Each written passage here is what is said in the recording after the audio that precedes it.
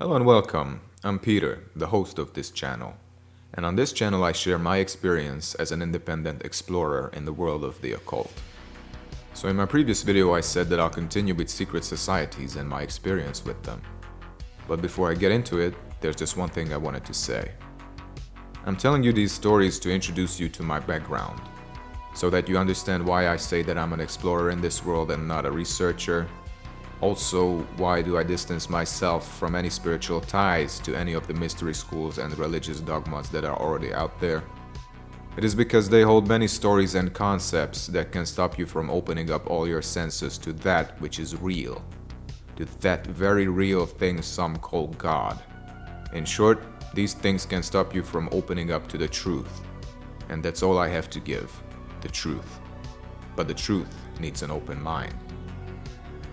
So, about today's topic, it all started with the introduction of Freemasonry. Now, on a timeline, the following events happened before I started meditating and went on just until before my ordeals. So back then I didn't have any spiritual experience. I was still very analytical. I was a financial services professional in South Florida at the time. One day a client and friend of mine asked me where do I get my clients from. I told him that I got them through cold calls, references, and that I attended networking events. So he asked if I wanted to join one of the oldest fraternities in the world, the Freemasons. He said that he was a member of this spiritual collective where a lot of good business can be made. I told him that I'd heard about the Freemasons, but I didn't know anything about them besides their famous logo, the square and compass. So I said I would think about it. Well, about a few months after that, I left South Florida. So in the end I didn't join. I didn't regret it, however I remained somewhat curious, and I thought it would be nice to belong somewhere special. The Witches' Coven.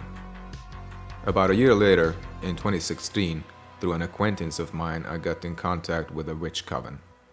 I told them that through my research in Freemasons I had also heard about Wicca, and that I was interested in what they do, and who knows, I might also be interested in joining if that was possible. This particular coven comprised of 4 ladies, no guys. So I was very surprised when they invited me to a little sit-down where we could get to know each other a little. It turned out that one of them was a psychic or a medium who could see and communicate with the dead. I didn't know if that was true or not, but I knew one thing. Remember I said that my Ajna chakra was very sensitive to spiritual objects like shamanic drums and ritualistic masks? And that it caused that tingling in my forehead? Well, talking to this particular member of the coven gave me an extremely hard tingling in my forehead. Later, that tingling turned into some heavy pressure, and then, when I left, it turned into a migraine. Her energies were that strong. Our next meeting was at Samhain, a pagan holiday, when we met up at one of the members' home and did the rituals. Once we were done, we had some munchies and chilled. Regarding the ritual itself, I'm not gonna go into detail for obvious reasons, yet all in all it was such a nice thing that I, an uninitiated outsider, could try a membership. So later, when the 2 elderly members have left the party and there was only 3 of us left, I asked the medium if she could sense any spirits in this place. She said that we should hold each other's hands and sense it together, and so we did. We all stood up, held each other's hands and remained silent. She told us to clear our minds and just pay attention to this place. I started to receive images in my head of a housemaid and her son, probably from around the early 20th century. When I said that out loud, she told me to look at that maiden's face. And man, I've never seen wrinkles that deep in my life. You could clearly see that face has never seen any makeup, and that all that hard work made her look so much older than what she probably was. Yes, we started to see ghosts. I'm not shitting you. With this coven we have met about 4 more times, usually during pagan holidays, after which I completely left the group without ever being initiated. My next stop was the local O.T.O or Ordo Templi Orientis. I'm not gonna go into much detail of who they are, as you can find numerous material on them on the internet. That is where I found them too, by the way, on the internet.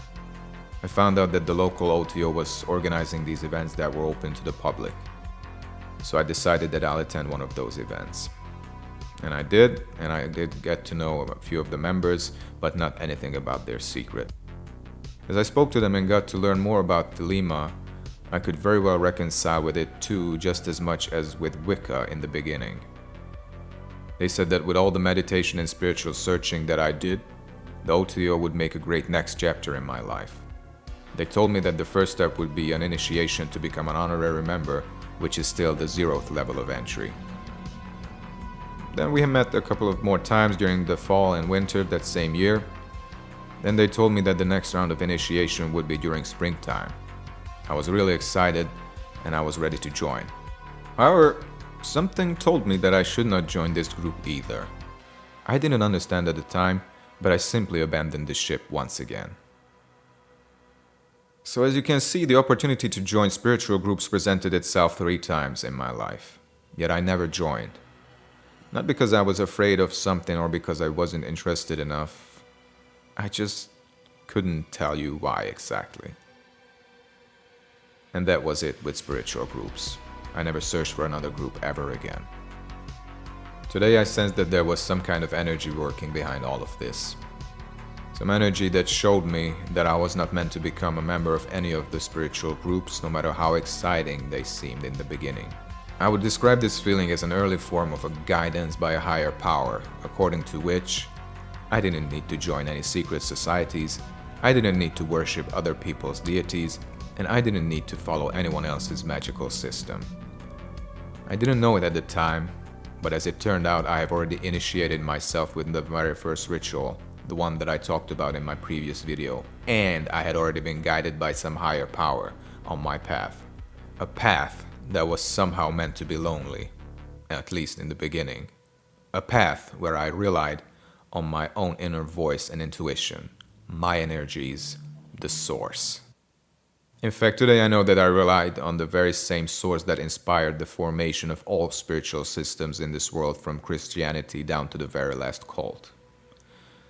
Now, I'm not saying that you should turn down every invitation to join secret societies. Nope, you do as you please. But listen to your inner voice. If you're not so good at it yet, then I can help you with that too on this channel. So that is all for today. Thank you for watching. I'll see you in the next video. Take care. I love you.